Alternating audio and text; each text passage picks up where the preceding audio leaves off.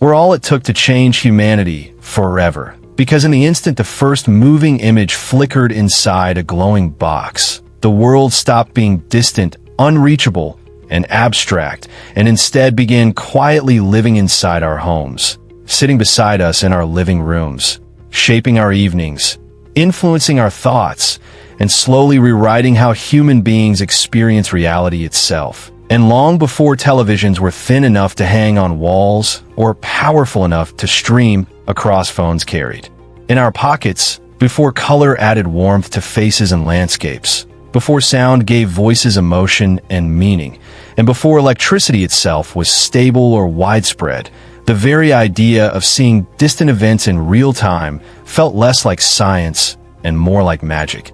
Because for nearly all of human history, sight had been limited by distance and time, and anything beyond the horizon might as well have existed in another universe. And this story, therefore, does not begin with entertainment or comfort, but with obsession, curiosity, and an ancient human desire to witness what lies beyond the limits of the human eye. Because for thousands of years, information moved only as fast as a human voice, a running messenger, a galloping horse, or a handwritten letter slowly crossing borders, meaning that most people lived and died knowing almost nothing about the wider world. And distant events remained rumors rather than experiences. And even when photography arrived in the 19th century and allowed moments to be frozen forever, those moments remained silent and lifeless, trapped in stillness, unable to breathe, move, or unfold. And while photographs preserved history, they could not recreate presence.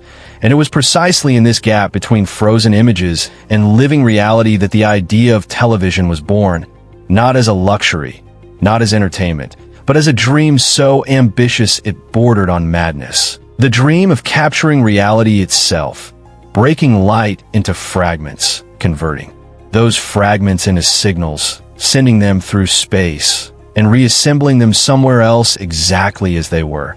And this dream slowly began to take physical form toward the end of the 19th century, when inventors and scientists dared to ask a question that sounded impossible even to educated minds. Could light itself be divided, transmitted, and reconstructed into recognizable images at a distance? And early attempts to answer this question were crude, fragile, and often embarrassing, relying on spinning discs, rotating mirrors, blinking lamps, and extremely sensitive photoelectric cells that barely worked. Yet even these failures proved something extraordinary. That vision itself could be transmitted. That sight was not sacred or fixed, but something that could be engineered, manipulated, and shared. And in the 1920s, this fragile dream took a historic step forward when a Scottish inventor named John Logie Baird shocked audiences by successfully transmitting moving silhouettes using a mechanical television system, an achievement so strange and unfamiliar that many believed it to be a trick or illusion, because never before had human beings seen a live human face appear instantly from another room, let alone imagine that such faces could one day appear from other cities or nations. And although Baird's images were blurry, unstable, and ghost-like, flickering in and out of clarity and often barely recognizable, they carried something far more powerful than sharp detail. They carried presence, the emotional shock of knowing that what you were seeing was happening somewhere else at that exact moment. And for audiences, this realization was unsettling and thrilling at the same time, because it meant distance was beginning to collapse.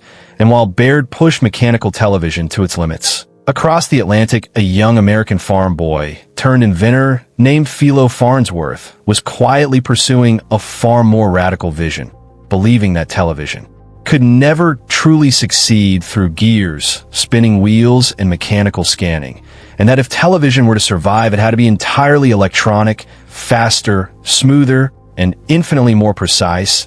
And in 1927, Farnsworth achieved one of the most important breakthroughs in media history by transmitting the first fully electronic television image, proving that moving pictures could be captured, scanned line by line, and displayed using electron beams rather than mechanical parts, a discovery that laid the invisible foundation for every television screen that would ever follow.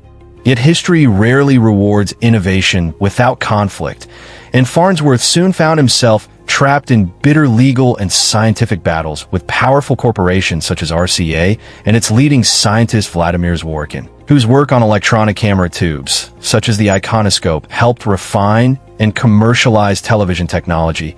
And while history continues to debate who truly deserves the title of inventor of television, the deeper truth is that television was never the creation of a single mind, but the result of rivalry, collaboration, borrowed ideas, accidental discoveries, and relentless trial and error. And by the early 1930s, television escaped the laboratory and entered public demonstrations, astonishing crowds who gathered to watch live broadcasts of simple movements. Faces turning toward the camera, hands waving, performers singing. And although these early screens were small, unreliable, expensive, and often frustrating to operate, governments, corporations, and military leaders immediately recognized television's immense potential power, especially during times of political tension and war, because television was not just a medium of information, but a medium of persuasion, capable of shaping public opinion in ways never before possible. And although World War II temporarily slowed television's commercial development as resources were redirected toward survival and warfare, it also prepared societies for mass media influence through radio and film, so that when the war ended, television surged into homes with unprecedented force, becoming the centerpiece of domestic life, a glowing altar in living rooms where families gathered night after night to watch news, drama, comedy, sports, and history unfold in real time.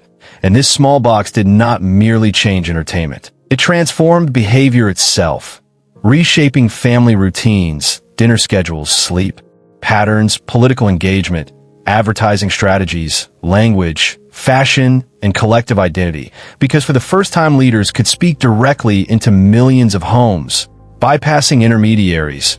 Wars could be watched from couches thousands of miles away. Celebrities could be created overnight through exposure alone, and shared moments could emotionally unite entire nations simultaneously. From royal coronations to moon landings, from presidential debates to global tragedies, and the arrival of color television in the 1950s and 1960s deepened this effect by making the world feel warmer, richer, and more emotionally real, transforming distant places into vivid experiences and intensifying emotional connection, while satellite broadcasting erased borders altogether, allowing global events to be seen instantly across continents, turning television into something far greater than a machine, a storyteller, a teacher, a cultural mirror, a political weapon, a companion, and sometimes a manipulator, influencing how people dressed, voted, feared, hoped, consumed, and dreamed. And as decades passed, television continued evolving from bulky wooden cabinets into slimmer electronic boxes, from black and white images into high-definition realities, from fixed schedules into on-demand content. Yet its core power never changed, the power to bring distant realities into personal space. And when cable networks multiplied choices and 24-hour news cycles accelerated information flow, television began shaping reality itself rather than merely reflecting it, compressing time, intensifying emotions, and amplifying fear, outrage, unity, and spectacle. And even as the internet emerged and smartphones entered our pockets, television did not vanish as many predicted. It adapted, merging with streaming platforms, social media, and global content ecosystems, proving that the human desire to watch stories unfold visually in real time is timeless and deeply rooted in our psychology. And so when we ask how a simple box changed the world, the answer reaches far beyond circuits, screens, and pixels, because television collapsed distance, synchronized emotions across millions of people, created shared memory, and reshaped truth itself by deciding not only what people saw, but how often they saw it and from what angle. And today, as glowing screens surround us everywhere, from living rooms to bedrooms, from pockets to billboards, it is easy to forget that this entire visual civilization began with flickering shadows, spinning discs, and a handful of dreamers who refused to accept that seeing across distance was impossible, and the true legacy of television is not entertainment alone, but connection, because it taught humanity how to experience the same moment together despite physical separation. And in doing so, reshaped culture, power, identity, and even the concept of reality.